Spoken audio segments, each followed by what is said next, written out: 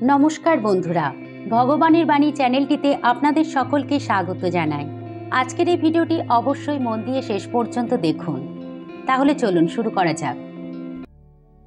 প্রাচীন ভারতবর্ষে যে সময় পুরোহিতরা বেশ জাঁকিয়ে বসেছে, নিজেদের ক্ষমতা ও অধিকার প্রদর্শন করেই সমাজের মানুষগুলোকে বোকা বানাতে শুরু করেছে।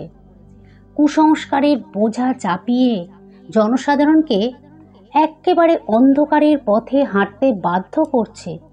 ঠিক সেই সময় গৌতম বুদ্ধ এই পৃথিবীতে আসেন। সমাজের এই যে দূষণ, এই যে কুসংস্কার তিনি অন্তরে অন্তরে উপলব্ধি করলেন। পুরোহিতদের বিরুদ্ধে, কুসংস্কারের বিরুদ্ধে তিনি মানুষকে সতর্ক করতে থাকেন। বুদ্ধ একজন রাজপুত্র, তবুও নানা ঐশ্বর্যের মধ্যে বড় হয়ে উঠলেও জগতের দুঃখ কষ্ট তাকে গভীরভাবে ব্যথিত করেছিল। আর তাই মানুষের দুঃখ নিবৃত্তির উপায়ও তিনি আবিষ্কার করেছিলেন। তিনি তার সমগ্র জীবন মানুষের কল্যাণের জন্য উৎসর্গ করেছিলেন। নিজের কথা তিনি এক বিন্দুও ভাবেননি। তার মতে ঈশ্বরের অপর মূর্তিই হল মানুষ। মানুষকেই ভালোবাসতে হবে।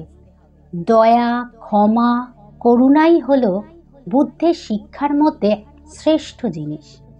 এই জন্যই তো স্বয়ং স্বামী বিবেকানন্দ গৌতম বুদ্ধকে তার ইষ্ট অর্থাৎ তার ঈশ্বর মানতেন। স্বামীজি শৈশব থেকে বুদ্ধের পদতলে আত্মসমর্পণ করেছিলেন। জন্মলগ্ন থেকে বুদ্ধ এত পবিত্র ছিলেন, এত নির্মল ছিলেন যে তার শ্রীমুখ দর্শন করেছিল সেই আনুষ্ঠানিক ধর্ম পরিত্যাগ করে সন্ন্যাস ধর্ম গ্রহণ করেছিল এবং পরিত্রাণ লাভ করেছিল। বন্ধুরা, তৎকালীন সময় গৌতম বুদ্ধের শিষ্যরা তাকে বিভিন্ন প্রশ্ন করতেন, আর তিনি তার যে উত্তর দিতেন সেটাই আজকের ভিডিওর আলোচ্য বিষয়।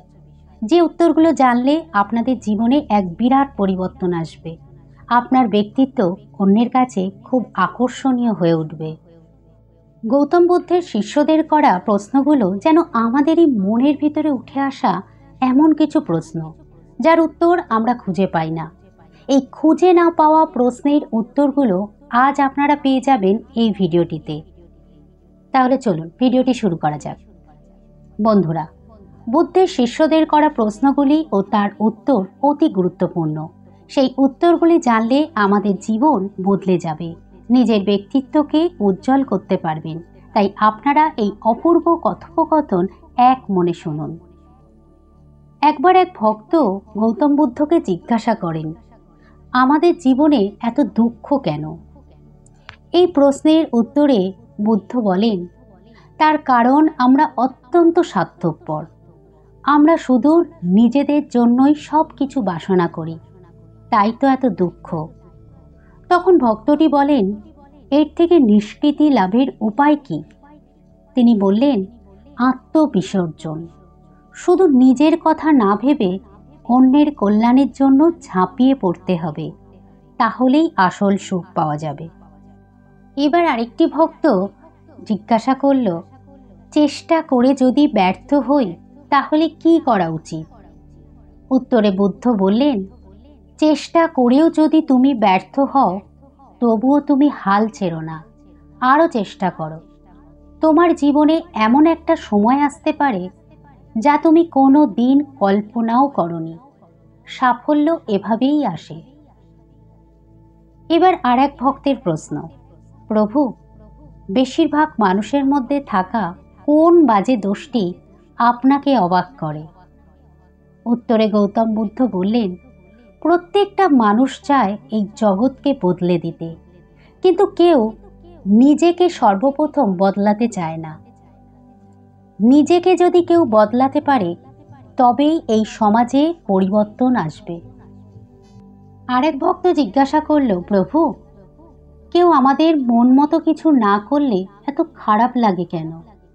উত্তরে বুদ্ধ বললেন, কেউ যদি তোমার মন মতো কিছু না করায় তুমি নিরাশ হও, তাহলে বুঝবে তোমার ওই নিরাশার জন্য তুমি নিজেই দায়ী।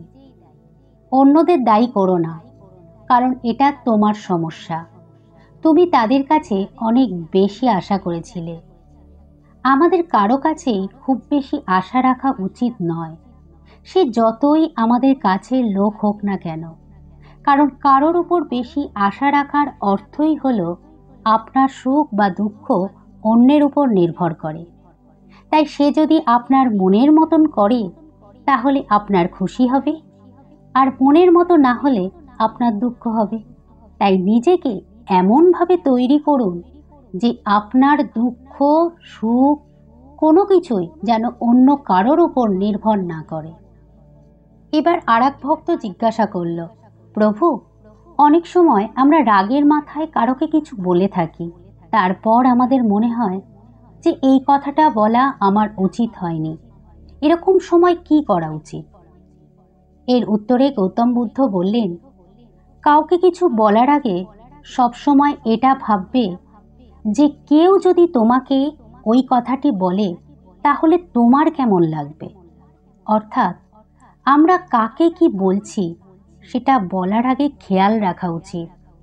কারণ একবার মুখ ফসকে কিছু বলে দিলে সেটা আর ফিরিয়ে নেওয়া সম্ভব নয়।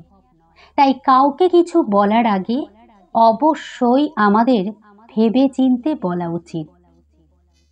এবার আরেক ভক্ত গৌতম বুদ্ধকে জিজ্ঞাসা করেন, যখন আমাদের সাথে কেউ কিছু খারাপ করে তখন সবার প্রথমে আমাদের যে কথাটা মাথায় আসে তা হলো কিভাবে আমি তাকে উচিত শিক্ষা দেব বা বদলা নেব। প্রভু, আপনিই বলুন, যদি আমার সাথে কেউ খারাপ করে তাহলে কি করা উচিত? গৌতম বুদ্ধ বললেন যে যদি তোমার সাথে কেউ খারাপ করে তাহলে কখনো বদলা নেয়ার কথা মনের ভিতরে আসতে দিও না। কারণ যে তোমার সাথে খারাপ করছে তার এই খারাপ কর্মই তাকে তার উচিত কর্মফল দেবে। কিন্তু তুমি যদি নিজে বদলা নেয়ার কথা ভাবো তাহলে তোমার ওই আক্রমণাত্মক চিন্তা ভাবনাই তোমার মনকে অশান্ত করে দেবে, এবং যতক্ষণ না তুমি বদলা নিতে পারবে ততক্ষণ মানসিক অশান্তিতে থাকবে। তাই যদি মানসিক শান্তি পেতে চাও তাহলে বদলা নেওয়ার চিন্তা সম্পূর্ণরূপে ত্যাগ করো। এবার আর এক ভক্তের প্রশ্ন, জীবনে ব্যর্থতা আসলে কি করা উচিত? বুদ্ধ বললেন, জীবন প্রতিটা মুহূর্তে আমাদের কোনো না কোনো শিক্ষা দেয়। তাই আমাদের কখনোই শেখার ইচ্ছাকে ত্যাগ করা উচিত নয়। অর্থাৎ আমাদের ব্যর্থতা থেকে শিক্ষা নেওয়া উচিত এবং ভেঙে না পড়ে এগিয়ে চলা উচিত। এবার আর এক ভক্তের প্রশ্নটা বেশ গুরুত্বপূর্ণ। বন্ধুরা, একটু মন দিয়ে শুনুন। যদি কিছু করার চেষ্টা করি আর সেই কাজে যদি ব্যর্থ হই তাহলে অন্যরা কি ভাববে? যদি এই কাজটি করি তাহলে অন্যরা কি বলবে? মনের এই ভয়কে কিভাবে দূর করব? এই প্রশ্নের উত্তরে গৌতম বুদ্ধ বললেন, নিজের জীবন কখনো অন্যকে খুশি করার চেষ্টায় নষ্ট করা উচিত নয়। অর্থাৎ ভগবান বুদ্ধ বলতে চেয়েছেন যে আমরা যে কাজটা করি সেই কাজটা এক মনে করে যাওয়া উচিত। কে কি ভাববে বা করবে এসব ভাবতে থাকলে আমরা আমাদের স্বপ্ন কখনোই পূরণ করতে পারবো না। যদি আমরা অন্যকে খুশি করার জন্য কাজ করতে থাকি তাহলে আমরা আমাদের নিজেদের সত্তাকে হারিয়ে ফেলব। তাই এমন কাজ করুন যে কাজে আপনি খুশি হন, আর কখনোই সেই কাজ করা উচিত নয় যাতে অন্যরা খুশি হবে কিন্তু আপনি নন। বন্ধুরা, এই তো গেল ভগবান বুদ্ধ ও তার শিষ্যদের কথোপকথন। এই প্রসঙ্গে বলি ভগবান বুদ্ধের শেষ বাণী। তিনি বলেছেন, কোনো শাস্ত্রগ্রন্থের প্রামাণ্য তা সে যত প্রাচীন গ্রন্থই হোক মেনে নিও না। শুধু পূর্বপুরুষগণের উক্তি বলে কোনো কথায় বিশ্বাস করো না, অথবা আর 10 জন লোক বিশ্বাস করে বলেও কোনো মতবাদ গ্রহণ করো না। প্রতিটি জিনিস পরীক্ষা করো, যাচাই করো, তারপর বিশ্বাস করো। আর যদি কোনো কিছু বহুজনের হিতকর হবে বলে মনে করো তবে সকলের মধ্যে সেটি বিতরণ করো। সবশেষে বলি, স্বামী বিবেকানন্দের মতে গৌতম বুদ্ধ দেবতা নন, দানব নন, দেবদূত নন। তিনি ছিলেন পৃথিবীর শ্রেষ্ঠ প্রজ্ঞাবান দার্শনিক। দুঃখীর দুঃখে দুঃখী, তাদের সাহায্যে তিনি মুক্ত হস্ত। বন্ধুরা, আজকের ভিডিওটি এই পর্যন্তই। ভিডিওটি দেখে উপকৃত হলে বা ভালো লাগলে একটা লাইক দেবেন আর ভিডিওটি শেয়ার করবেন প্লিজ। ধন্যবাদ।